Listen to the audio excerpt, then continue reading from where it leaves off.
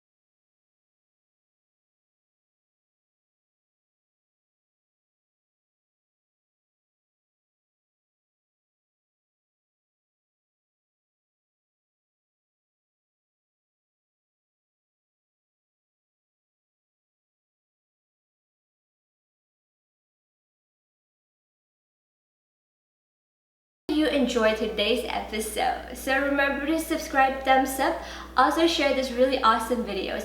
Comment below if you have any tips, tricks, or experience in growing microgreens. Alright, I'll see you again in the next episode. Bye now!